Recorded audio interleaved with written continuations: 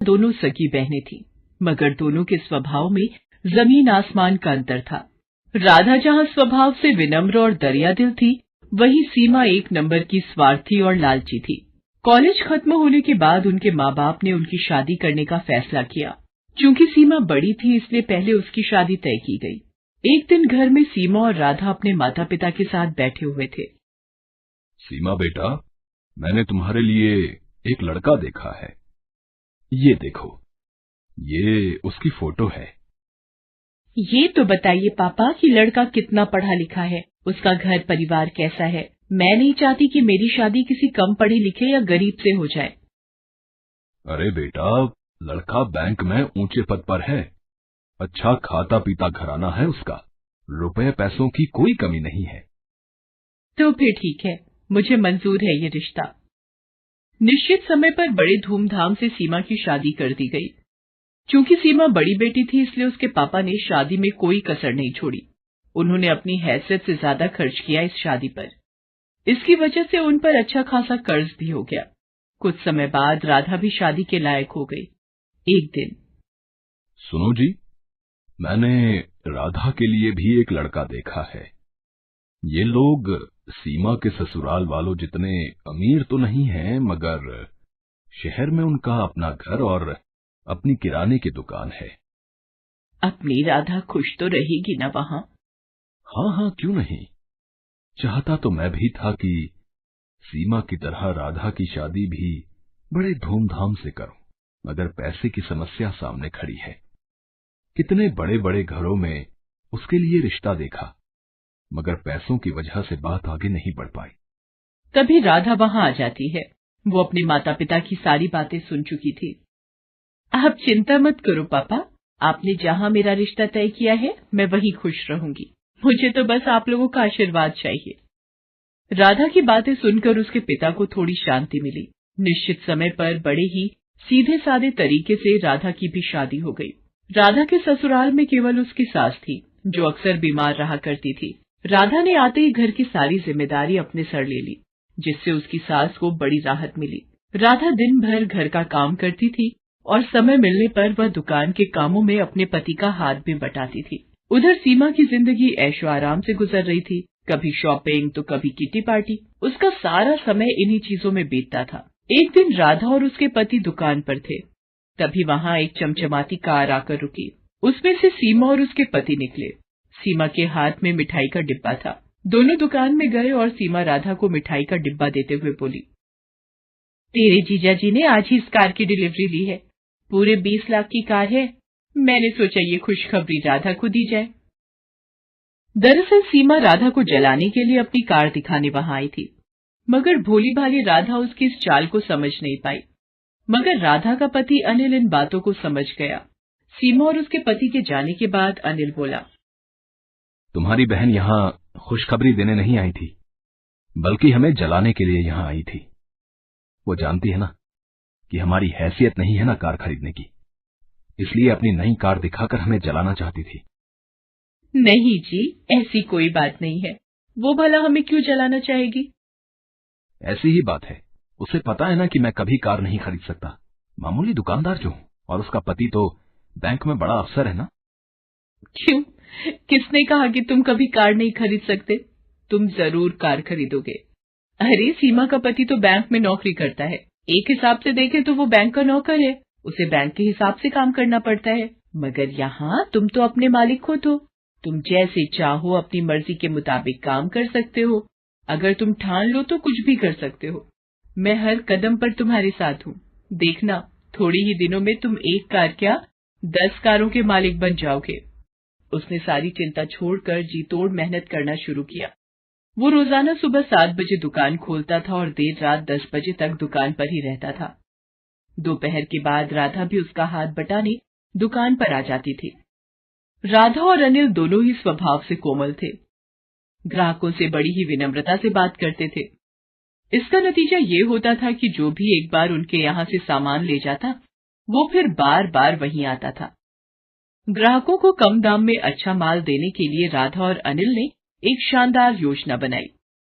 वो दुकान का सामान शहर के व्यापारियों से न खरीदकर सीधे दिल्ली और मुंबई जैसे बड़े शहरों से मंगाने लगे। इससे ग्राहकों को भी अच्छा सामान मिल जाता था और दुकान में मुनाफा भी ज्यादा होता था। इस तरह धीरे धीरे कुछ ही सालों में अनिल ने राधा के नाम से कई किराने, फल, सब्जियों और डेयरी उत्पादों की दुकानों का शुभारंभ किया और उनका नाम रखा राधा ग्रोसरी मार्ट। अब अनिल और राधा की शहर में कई ग्रोसरी दुकानें थीं। उनकी गिनती अब शहर के जाने माने और अमीर हस्तियों में होने लगी थी। राधा की सास तो खुशी से फूली नहीं समाती थी। वो सबसे कहती थी, अरे मेरी बहू तो साक्षात लक्ष्मी का रूप है। वो इस घर में आई और देखो घर को क्या से क्या बना दिया। साक्षात लक्ष्मी है मेरी बहू। मिट्टी को हाथ लगा दे तो सोना बन जाए। एक दिन अनिल नई कार लेकर घर आया। अरे फिर नई कार ले आए? मैं कुछ नहीं कर रहा। ये तो तुम्हारी बात ही सच हो रही है। कौन सी बात? अरे तुमने ही तो कहा था ना कि मैं 1 नहीं 10 कारों का मालिक बनूंगा। लो उनमें से 7 तो आ गई, बस अब 3 और बची हैं। राधा खिलखिलाकर हंस दी। चलो इसी खुशी में तुम्हारी बहन के घर मिठाई दे आए। दोनों मिठाई लेकर सीमा के घर चले।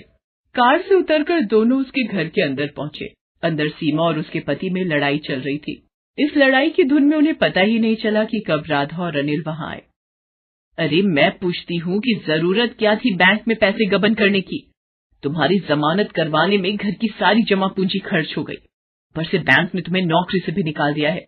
घर में एक पैसा भी नहीं है। घर गाड़ी सब गिरवी पड़े हैं। तुम्हारे एक गलत कदम ने सब मिट्टी में मिला दिया। मैंने क्या अपने लिए बैंक से पैसे गबन किए थे? ये सब तुम्हारी वजह से हुआ है। तुम्हें ही शौक चढ़ा था पार्टी करने का, शॉपिंग करने का। अब भुगतो। देखो जी, ताने मत मारो। कोई और लड़की होती तो अब तक तुम्हें ठेंगा दिखाकर अपने मायके चली गई होती। तो तुम भी चली जाओ ना, किसने रोका है तुम्हें? जानते हो ना कि मेरे मायके की हालत खराब है, इसीलिए शेर बन रहे हो। अभी वो लोग झगड़ ही रहे थे कि उनकी नजर अनिल और राधा पर पड़ती है। सीमा रोते हुए राधा से लिपट जाती है। अरे आप लोग यहाँ, मैं आपको कुछ कहने की जरूरत नहीं है। हम लोग सब जान चुके हैं। मैंने सुना है इस महीने आप एक नई ग्रोसरी स्टोर खोलने वाले हो। अगर वहां का मैनेजर आप मुझे बना दें तो बड़ी कृपा होगी। हमारे घर की हालत तो आप देख ही रहे हैं। आपसे कुछ छुपा हुआ नहीं है। अनिल और राधा ने एक बार एक दूसरे की ओर देखा और फिर सीमा के पति को हाँ बोल दिया।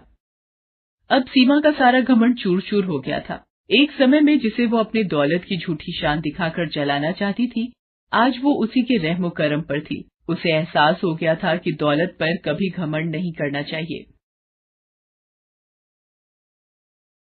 प्रीति की बुआ शोभा दिल्ली में रहती थी। प्रीति के पिता धनराज चाहते थे कि प्रीति अपने कॉलेज की पढ़ाई शहर में अपनी बुआ के घर रहकर ही पूरी करे। प्रीति, तुम्हारी बुआ ने सोनिया के कॉलेज में बात कर ली है। तुम अपना सारा सामान पैक कर लो, कल सुबह की तुम्हारी बस है। प्रीति, शोभा दीदी बहुत अच्छे स्वभाव की हैं। वो तुम्हारा पूरा ध्यान रखेंगी। अगले दिन प्रीति अपनी बुआ के घर दिल्ली आ जाती है। सोनिया शोभा से कहती है, मम्मी आपको मेरा ही कॉलेज मिला था इस गांव की गवार के एडमिशन के लिए। सोनिया धीरे बोलो, प्रीति बाहर ही है और वो तुम्हारे मामा जी की बेटी है। भूलो मत, तुम्हारी माँ भी एक गांव से ही शादी करके शहर आई थी। मम्मी आप जो भी बोलो पर मुझे इस गांव वाली से दूर ही रखना, वरना मेरा स्टेटस भी खराब हो जाएगा। पता नहीं, लग रहा है इसके आने से घर में गोबर जैसी बदबू आ रही है। मैं जरा नहा कर आती हूँ। प्रीति सोनिया के कमरे से आती आवाजों को सुन तो रही थी, पर अपनी बुआ के निर्मल स्वभाव के कारण वो उस वक्त चुप रही। अगले दिन प्रीति कॉलेज जाने के लिए तैयार होती है। तुम ये देसी सलवार कमीज में कॉलेज जाओगी? पर गांव में तो मैं यही सलवार सूट ही पहनती हूँ और मैं यही लेकर आई हूँ। नहीं नहीं प्रीति, ये अच्छा है जो भी तुमने पहना है। सोनिया को तो फिजूल में मजाक करने की आदत है। वैसे मैंने ड्राइवर को बोल दिया है, तुम सोनिया के साथ ही कॉलेज चली जाओ। सोनिया, प्रीति का कॉलेज में पहला दिन है, इसका ख्याल रखना। सोनिया मुंह बनाती हुई गाड़ी में जाकर बैठ जाती है। प्रीति भी उसके साथ चुपचाप गाड़ी में बैठ जाती है। पूरे रास्ते प्रीति सोनिया से बात करने की कोशिश कर रही थी, पर सोनिया बार बार अपने मेकअप में और अपनी सेल्फी लेने में ही व्यस्त रही। सोनिया कॉलेज आने से थोड़ी देर पहले ही ड्राइवर को गाड़ी रोकने के लिए कहती है, ड्राइवर गाड़ी रोको, प्रीति गाड़ी से नीचे उतरो। पर सोनिया मैडम, आपका कॉलेज तो अभी थोड़ा आगे है। ड्राइवर, तुमसे जितना कहा जा रहा है उतना सुना करो। और प्रीति, तुम यहाँ से कॉलेज अकेले जाओगी पैदल। मैं नहीं चाहती कि मेरी फ्रेंड्स तुम जैसी गांव की गवार को मेरे साथ गाड़ी से उतरते हुए देखें। सोनिया प्रीति को गाड़ी से उतार देती है और गाड़ी आगे चली जाती है। प्रीति अकेली सड़क पर पैदल ही कॉलेज तक पहुंचती है। वो सोनिया के पास जाती है। सोनिया, सोनिया सुनो तो। सोनिया, वो सलवार कमीज वाली लड़की तुम्हें आवाज दे रही है। पायल, तू कैंटीन में मेरा वेट कर, मैं थोड़ी देर में आती हूँ। क्या बात है प्रीति, मैंने तुमसे कहा था मेरे से कॉलेज में दूर रहना, पर तुम सबके सामने इतनी तेज आवाज लगाकर क्यों बुला रही हो? सोनिया, मैं यहाँ पर किसी को भी नहीं जानती हूँ, इसीलिए तुम्हें बुला रही थी। क्या तुम मुझे सबसे मिलवा सकती हो? आज इसका सबसे मिलने का किस्सा ही खत्म कर देती हूँ। चला कैंटीन में, सबसे तेरी पहचान करवाती हूँ। सोनिया प्रीति को कॉलेज की कैंटीन में ले जाती है। फ्रेंड्स, इससे मिलिए, ये है गांव से आई हुई एक बहुत ही सुशील लड़की प्रीति। ये आप सबके साथ पहचान करने आई है। अच्छा, आओ प्रीति, हमारे साथ बैठो। प्रीति जैसे ही कुर्सी पर बैठने लगती है, सोनिया कुर्सी खींच लेती है। प्रीति जमीन पर गिर जाती है। ओह सॉरी प्रीति, मुझे लगा तुम दूसरी कुर्सी पर बैठने वाली हो।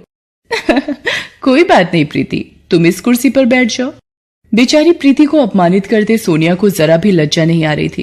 कॉलेज के सभी लड़के लड़कियां प्रीति पर हंसने लगते हैं। सोनिया प्रीति को रोजाना ही परेशान करती रहती थी। कॉलेज में ही सोनिया का एक दोस्त था, मोहित। वो भी बहुत ही बिगड़ा हुआ लड़का था। एक दिन, सोनिया, आज शाम की पार्टी में क्लब आ रही हो ना? देखो, कोई बहाना नहीं चलेगा। आज मेरा जन्मदिन है और तुम बिल्कुल मना नहीं कर सकती हो। हाँ मोहित, तुम मेरे बेस्ट फ्रेंड हो, मैं तुम्हारे जन्मदिन की पार्टी में जरूर आऊंगी। सोनिया मोहित की बर्थडे पार्टी में जाने के लिए तैयार होने लगती है। सोनिया, प्रीति को भी अपने साथ लेती जाओ। जब से वो शहर आई है, एक बार भी कहीं घूमने नहीं गई और मैं तुम्हारा नो नहीं सुनूंगी। ओके मम्मी, पर इसे बोल देना अपने सलवार सूट में ना जाए, कोई जीन्स और कुर्ती पहन ले। प्रीति भी सोनिया के साथ क्लब की पार्टी में चली जाती है। सोनिया प्रीति को एक टेबल पर बिठाकर मोहित और उसके दोस्तों के बीच चली जाती है। Hello Sonia, thank you so much, तुम मेरी पार्टी में आ गई, मानो 4 चांद लग गए। आओ डीजे पे डांस करते हैं। सोनिया मोहित और उसके दोस्तों के साथ डीजे पर डांस में व्यस्त हो जाती है। प्रीति पानी लेने के लिए काउंटर पर जाती है। तभी, कितनी गोलियां डाली हैं ड्रिंक में? बेफिक्र रहो, इतनी गोलियां डाल दी हैं कि सोनिया को सुबह तक होश नहीं आएगा। ये लोग सोनिया के बारे में क्या बात कर रहे हैं? उसे क्या पिलाने वाले हैं? मुझे सोनिया को बताना ही होगा। ये जरूर सोनिया के साथ कुछ गलत करने वाले हैं। मोहित सोनिया के लिए ड्रिंक लेकर जाता है। प्रीति सोनिया से कहती है, सोनिया, इन्होंने इस पानी में कुछ मिलाया है, तुम इसे मत पीना। ये क्या बकवास कर रही हो? सोनिया, ये लड़की कौन है? कॉलेज में भी ये मेरे साथ चिपकने की कोशिश कर रही थी। मैंने इसे भाव नहीं दिया तो अब ये तुम्हें मेरे खिलाफ भड़का रही है। बिल्कुल गांव की गवार लड़की है ये। तुम इसे मेरे बर्थडे की पार्टी में ले आई हो और ये सारा मजा किरकिरा कर रही है। मेरे से बहुत बड़ी गलती हो गई जो मैं तुम्हें अपने साथ इस पार्टी में ले आई। अभी के अभी ऑटो करो और यहाँ से रफा दफा हो जाओ। इस पार्टी में मुझे तुम्हारी शक्ल ना दिख जाए। गार्ड, इस लड़की को गेट से बाहर कर दो। प्रीति को ना चाहते हुए भी क्लब से बाहर जाना पड़ता है, पर उसे सोनिया की चिंता हो रही थी और वो सोनिया के पास वापस जाने का तरीका ढूंढ रही थी। उधर मोहित सोनिया को नशे की गोलियां मिलाकर वो ड्रिंक पिला देता है। मोहित, मुझे चक्कर आ रहे हैं, सिर घूम रहा है। अब एक काम करते हैं ना, हम ऊपर रूम में चलते हैं। मोहित सोनिया को होटल के कमरे में ले जाता है और सोनिया के नशे में होने का फायदा उठाने लगता है। मोहित, छोड़ो मुझे, ये क्या कर रहे हो? बचाओ, बचाओ। क्यों? कॉलेज में तो बड़ा स्टाइल मारती रहती हो, अब शर्माने का नाटक क्यों? मैं ही तो हूँ तुम्हारा बेस्ट फ्रेंड, मुझसे क्या शर्माना। तभी दरवाजा पीटने की आवाज आने लगती है। सोनिया किसी तरह दरवाजा खोलने में कामयाब हो जाती है। प्रीति, तू? मैंने तो... सोनिया बेहोशी की हालत में थी। इतनी देर में शोभा भी होटल पहुंच जाती है। प्रीति ने शोभा को फोन कर दिया था और सारी बात बता दी थी। शोभा ने मैनेजर से फोन पर बात की और प्रीति को अंदर आने की इजाजत मिली।